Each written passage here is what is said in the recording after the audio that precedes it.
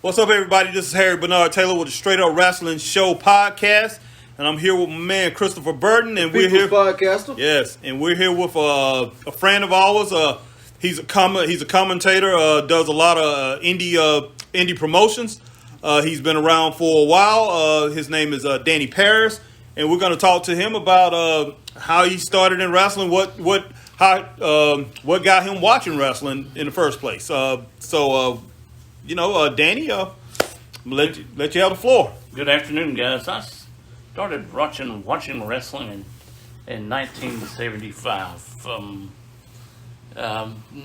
Just the assortment of people that were on there between your Super Destroyer and Sonny King, Bearcat Wright, Wahoo McDaniel, Paul Jones, the Anderson brothers. It was everybody had a unique personality. And at this point in time, I can vividly remember this.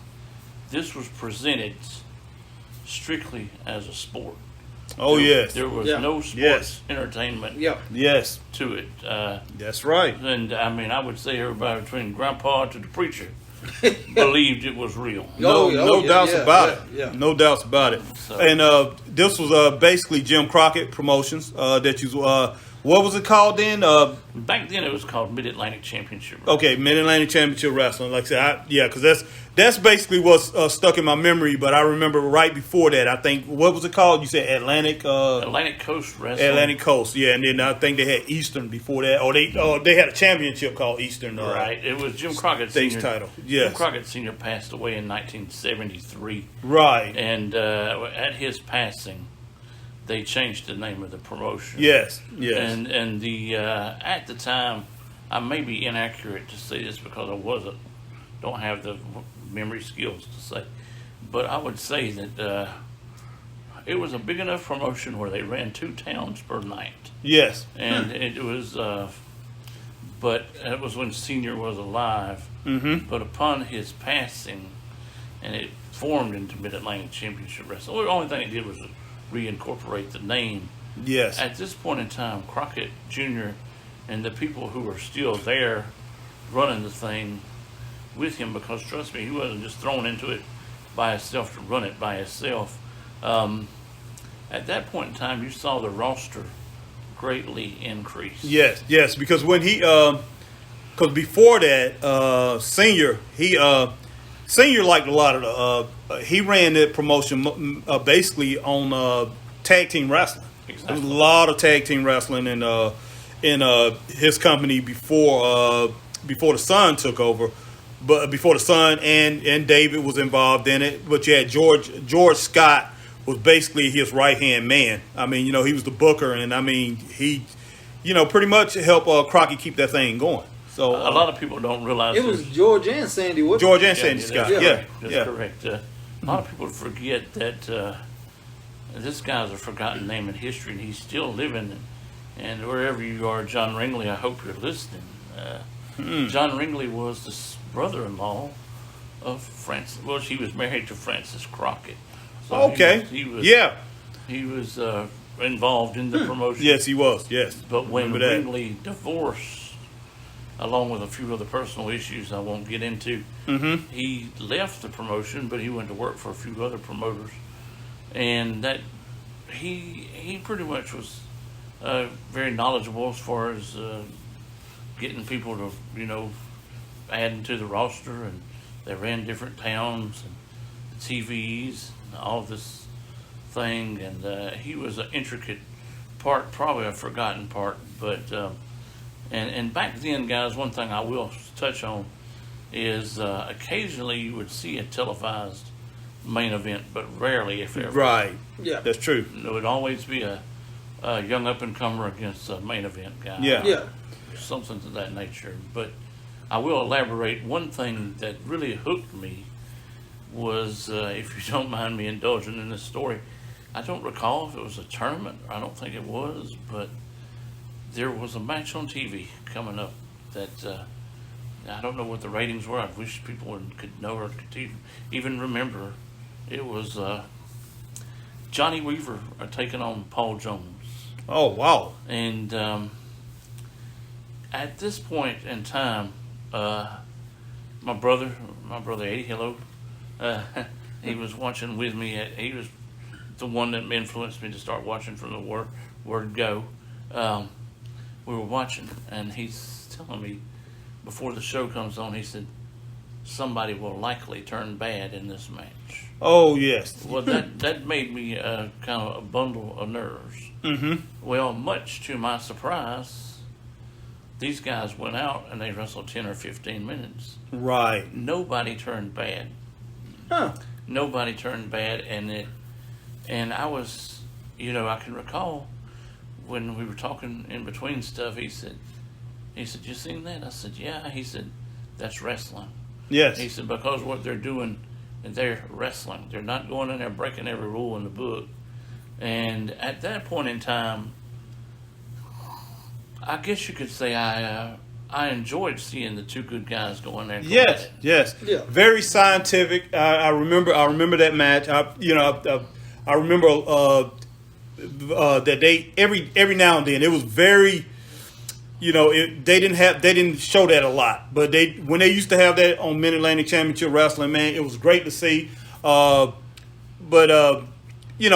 Johnny Weaver, man, I used to love Johnny Weaver because basically what Johnny Weaver had started doing, he was commentating a lot, and he was wrestling in between. But I used to love him because, man, his finisher was that sleeper hold, which, man, he put you in that sleeper hold. He had you out real quick. And I love Paul Jones because Paul Jones, man, with that Indian Death Lock, and hadn't seen anybody use that for a long time until I think I saw there's a female that uses it now, but she used a reverse Indian Death Lock. Triple H used it one time. Oh, he did? He did. Yes. It almost looked like a Indian Deathlock / inverted figure 4. Okay. If you go back and look at that WrestleMania when he wrestled Booker T right. for the big gold heavyweight title. Okay. I forget which WrestleMania it was, but Triple H used it on Booker T. Right. And can you remember that match, Danny? I think didn't he go to a time limit draw or something Paul like that? And Weaver went into a draw. Yeah, went to time limit draw. Like I said, I do remember that match, and it probably was the first one that I've actually watched that I can actually remember. I can recall the match, and a lot of the things are coming back to me on it. But yeah, people were so happy. And I was worried about it too. I was wondering, was one of those guys going to turn? Right. And they were so popular, each one of them, with the fans. I was worried about that too. So, man, that's just, that was amazing, man. That's amazing to remember that. But, you brought it back to my memory. From that point on, I was hooked. Oh, yes. Oh, yeah. I was hooked. I mean, that's rare to say that match got you hooked. Mm-hmm. But also, I guess I don't know what year the first time I went to a house show was, but at that point in time we had Spartanburg on every Saturday. Mm-hmm. And we were fortunate enough, only one time I could say, to see Andre the Giant in person. Yeah, Andre he would come to the area every 6 months. Yeah, every 6 months or so. You see him maybe a couple times a year and get out. And man, let's see, Spartanburg Auditorium, is that how many people that thing holds? Now it's down to 2,000. They've done a lot of remodeling. Yeah. At that point in time, it would hold up to 2,400. Okay. So that was like a hard ticket to get. I'm pretty sure, as far as in Spartanburg County. It's not as big. It was smaller than what it is now, but still, that was a lot. It was a lot of people in Spartanburg back in back in the 70s when you was growing y'all up. Y'all were fortunate. That was two people in my childhood when I was going to watch wrestling. Mm-hmm. Them the two people I wanted to see, Hulk Hogan and Andre. Right. And back when Hogan was around his peak in the 80s, WWF came to Greenville, which was unheard of back then. Yes. You didn't hear about WWF coming down south. And, I was big. I was like, oh, my God, they bringing Hogan. I got to go. Yes. Unfortunately, I didn't get to make it. And I was like, that's probably my one chance to see Hogan at that particular time at his peak. Yeah, well, there was a lot of tickets available, so you would have got in. But like I said, that was some years later, though. But that was two people I wanted to always see. I wanted to see Andre and I wanted to see Hogan. Man. And they was giving away tickets at the local pantry. They started giving away tickets because WWF couldn't sell the tickets. Wow. You know, so yeah, they only sold like 2,700 tickets or whatever, and at a 6,500 seat, 7,000 seat state Memorial Auditorium. So yeah, it was they was giving away tickets. So yeah, you could have got in there free. To be honest with you, though, I will reflect on this. You can look back in the result books and verify this. Prior to Vince McMahon Jr. taking a national launch in '83, Vince McMahon Sr. was on extremely friendly terms with all promoters in the NWA. Yes, he the was. AWA. Yeah. Senior was. Yes, he was. Vince Senior was even good friends with Jim Crockett Senior. Yeah, because he was on the board with the Yeah. NWA at the time. Well, prior to the 1963 formation of Capital Sports becoming the Worldwide Wrestling Federation, Yeah, WWF. it was an NWA promotion. Yes. Yeah. Yeah. So, I mean, and I do think, and this is another story for another time, because I don't want to get fussing about this, but I really would say that Vince Sr. would have objected to what Vince Jr. did. Oh, he did. He did. Yeah, and Junior said that he wouldn't have sold him the promotion. He said his dad told him flat out, son, if I knew you was going to do this, I wouldn't have sold you the promotion. But he should have saw that ambition in his eyes somewhere. You know, I mean, the setup was perfect, man. Because like I said, I was watching. I was really excited to watch the WWF back when they went on USA Today. I mean, went on not USA Today, but went on USA. I think they went on USA back in like 1980 or something like that, or 81, one or two. But they went on before Junior had took over the promotion. But as soon as I saw that Joker, Junior, as soon as I saw him, man, as far as him commentating and everything like that, he just seemed like one of these ambitious people, man, that wanted, you know, that he wanted to take wanted over. more. Yeah, he wanted more. You can see it in him. Same thing with Bischoff. I saw that same ambition in him. The thing that happened, excuse me, Harry, is 82. He had every 2 or 3 months he would air a show on USA Network. It would be from the Madison Square Garden. Yes. Or the Landover, Maryland Capitol Center, which is Right. not far from Washington, D.C. Yep. And All the shows was from those two that was on the network. Yes. But on Sunday mornings, if you wanted to catch Bloody Mary wrestling, it was Joe Blanchard, Tully's dad. That's where they had the Blade going wild up in there. It was from San Antonio, Texas, Southwest Championship Wrestling. Right, yeah. If you've never seen this, Google it. I used to watch Southwest Championship YouTube Wrestling. it. I mean, yeah. that was really... Not a lot, but I used to watch it. That was kind of a little bit like ECW. Yeah, it was. Somewhat. It was. Or I dare I say, It's a prelude to Puerto it. Rican. Well, I would say it was on par with Puerto Rico. Yeah, which Yeah. was the WWC, World Right, Wrestling Council. right. It was a lot of chair busting. Yeah, a lot of blood splattering. Oh, But yeah. back then, I mean, you know, we're gonna go back to what you was talking back in the '70s, back in doing your day when you first started. But you know, back when you know, wrestling had gotten into the cable days. You know, but up in the '80s, and like I say, 76 is when we had got cable, and then I was able to see Georgia Championship Wrestling. So 76, 77 I started seeing Tommy Rich. When he first came in, you know, Tony Atlas was already up there, which he already had been in the Mid-Atlantic area. You know, and I got to see Kevin Sullivan, Mr. Wrestling too, and a lot of those guys. And Tim Woods, he was up there, but Tim Woods was in Mid-Atlantic before. But yeah, when they in the '80s, the expansion went, and you start seeing a lot of promotions that would pop up on cable TV. So, you know, you got to see Southwest Championship Wrestling. You would get to see sometimes they show Mid-South, CWA, places like that, you know, Continental Wrestling Association. So you get to see these different promotions, but my main focus was Mid-Atlantic and Georgia Championship Wrestling back then. So, you know, Florida Championship Wrestling, I think that was my third favorite out of those, you know, just Mid-Atlantic, Georgia Championship Wrestling, and then Florida Championship Wrestling. But what's the name? The WWF did come into play there. I say that's probably was my second. I could throw them as my second, but I looked at them as a big promotion because they was up in New York, and and like I said, anytime you saw these shows, it was like 20,000 people, and because the Garden and the Capitol Center held so many people, and plus a lot of their matches were like main event matches that you would see if you went to a house show. Yeah, every single match pretty much.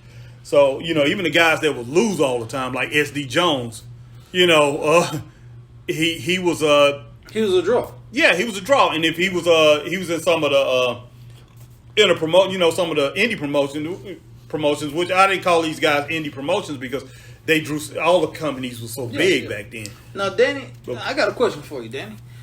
Now, what was the wrestler that you always had to see once you fell in love with this then sport?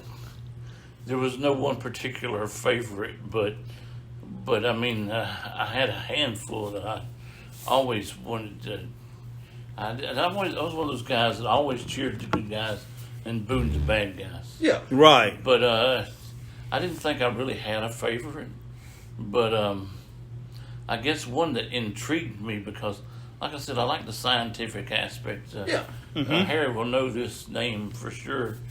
Tim Woods was, I guess you could say, if there was a favorite, probably was him, because now, Tim Woods, that was Mr. Wrestling. Mr. Wrestling, yes, yeah, okay. And Tim Woods you could put him in something, and you could rest assured he'd find a reversal, or he'd find some way to where he would pretty much out wrestle you or whatever, and he would get involved, and the thing, what it was due to the fact that he tried to hold it up on a high pedestal. If somebody really did something underhanded or cheated to him or made him bleed, and he did bleed with a white mask on.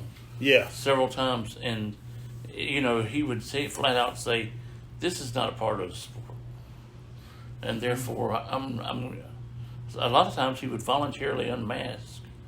And he would say, I'm Tim Woods until I run this guy out of that area. And then I'll go back to Mr. Wrestling.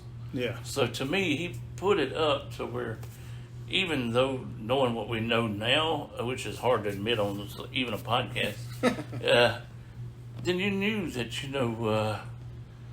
he was telling you that this is legitimate. Yeah. This is legitimate, and it shouldn't be done this way. Right. Yeah. But, he was such a great wrestler, and I think if he would have stayed in the territory, he probably would have been my favorite, even over Ric Flair. And for you, that's saying something. Yeah, and I'm like Danny. I used to like the more scientific guys. I always cheer for the good guys over the bad guys. Flair was the first bad guy that I chose because he was so good. He was just that good that I just fell in love with him because he was just, it's probably because, like I say, as far as all the good guy wrestlers, I didn't care for Wahoo McDaniel. I really didn't. I don't know why, except for when with him and Paul Jones were tag team partners. I did love that tag team. So, I couldn't, I can't say that I didn't like, I really loved them as a tag team. They was the first tag team I saw that actually was a challenge to the Anderson brothers. Yeah. And you know how devastating they was back at that time, Danny. But Mr. Wrestling, Tim Woods, man, he was so great. But I think he left around, 77? He left and went to Georgia Championship Wrestling and basically was in that promotion mostly. Or was it 78, 77, 78? Somewhere around that. I was so disappointed.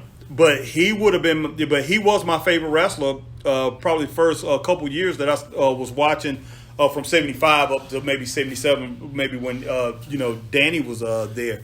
When he left, man, I think I took my focus went into to looking at other people because, like I say, Tim Woods did everything right. As far as wrestling went, and his the way he promoted himself, man, was like say it was all about the integrity of the sport. So, man, it was great. And it was crazy too, man, because back in those days, back in the 70s and 80s, the worst you got of being a bad guy, a rake of the eyes, or a thumb in the eye, or somebody biting your forehead. That was usually about how much rule breaking as you got. You got a lot of it unless you were the Sheik or Abdullah. And then, then you got the extra stuff. Right. Yeah. Yeah. And tell me how Okay, 'cause you remember, let's say the IWA, which you turned me back on to. Oh, wow. Man, yeah, talk about that, and I mean that right there came into play, and it the promotion that we basically know of, that me and Danny and Chris, because of the area that we live in the country, Mid Atlantic area, the Mid Atlantic Championship Wrestling area, Mid Atlantic Championship Wrestling was our thing. But IWA came along, and this is before Chris was, Chris got into wrestling, because Chris was born in '77, and IWA was between '74 and '78. And man, it was some great, exciting stuff. And me and Danny, we went and had some conversations about that. Danny, go ahead and talk about that promotion, man. And This was a forgotten piece that people forget about. And in our area where we live, WSPA rarely has aired wrestling. yes, Oh, yeah. yes, And I don't know what the story is behind that, if anything. But I must have been watching in '74, early I said '75, because I do recall when they came on. It was a 2 p.m. Saturday slot right after Mid-Atlantic. right after Mid Atlantic. Yeah, you turn And- the channel and you right on it. Yeah, and there were some people on there like Dino Bravo, I'm pretty sure. Mm-hmm. You remember the Mongols? Yeah, Argentina Apollo, who was he was the partner of Luis Martinez, but Argentina Apollo was more like an updated version of Argentina Rocca. yeah, Somewhat. Now, I wouldn't say he was a copycat, but close to it. Yeah, very similar, but probably had Rocca's approval to do it. right. But we had Mil Mascaras.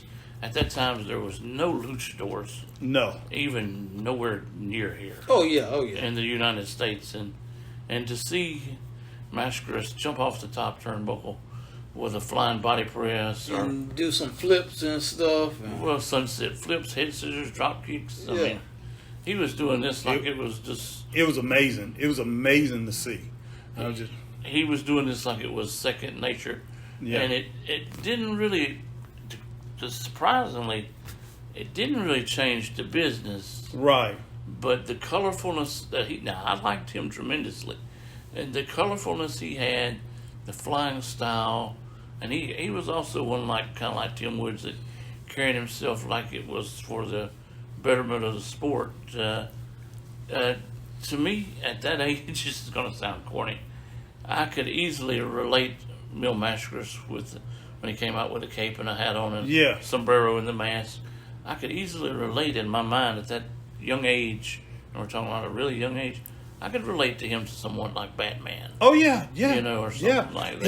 He did. He had that superhero type character to him without masquerading like Nicky Ashton, almost a superhero. Yeah. But man, one thing I loved about him, and I'm just like, man, this guy. I mean, he was captivating. I mean, every time you just looked at him, you watch his match the whole time with your mouth wide open.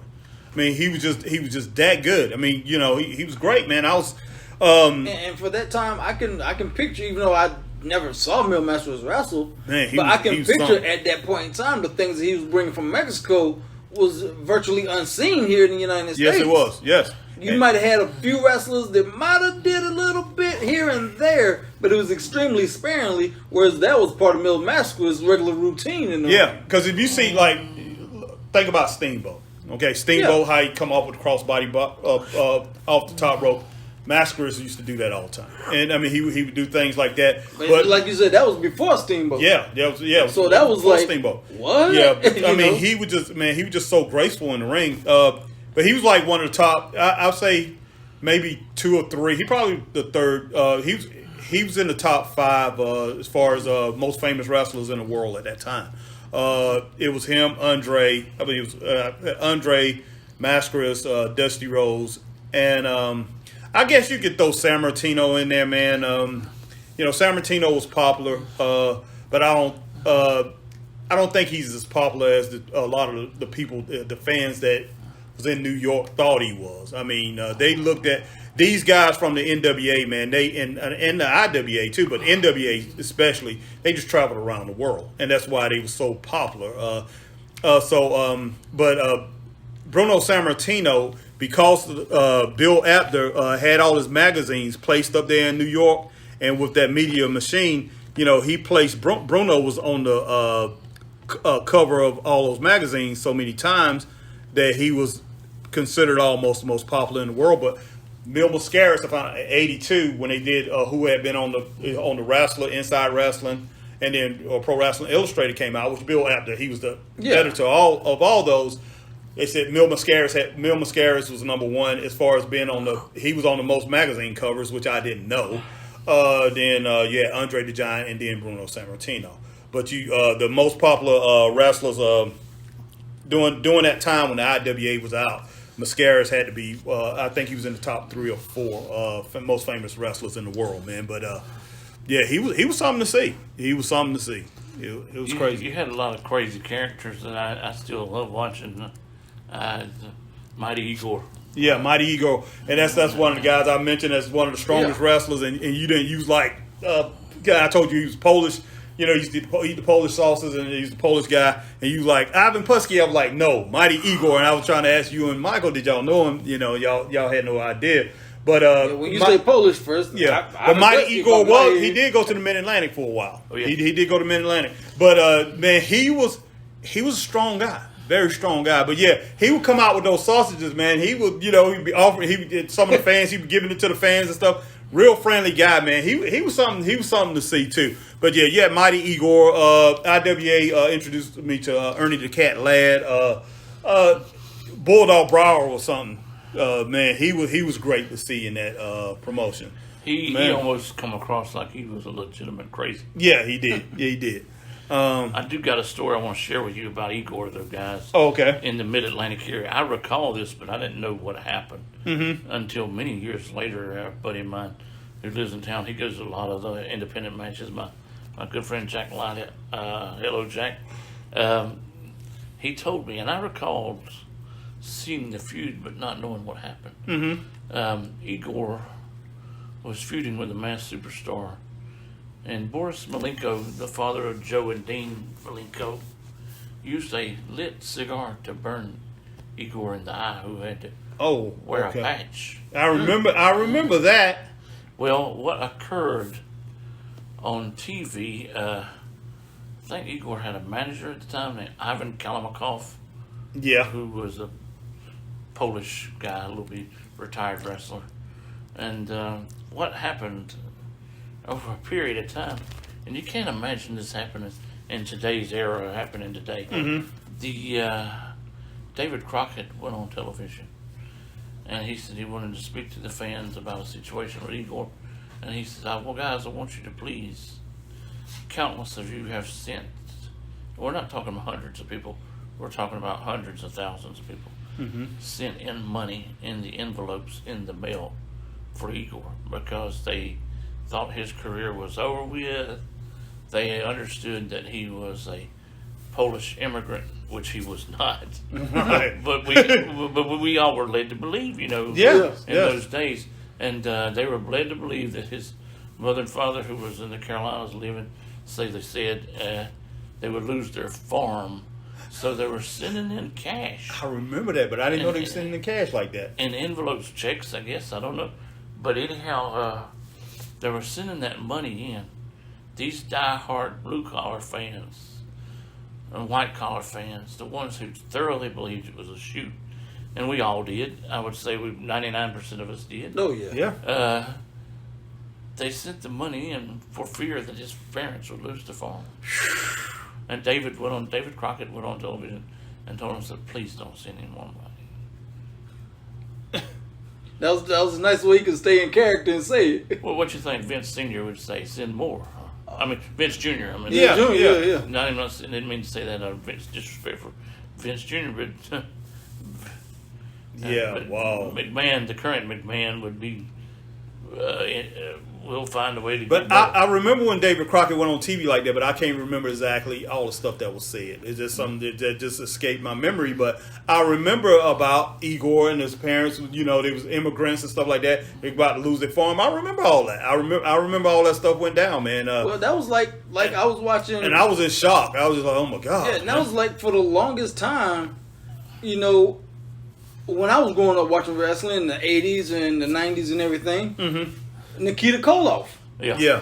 spoke Russian. Right. So I was years and years later, I'm talking about early 2000s, I'm scrolling on YouTube and I see a video of Ivan and Nikita doing an interview.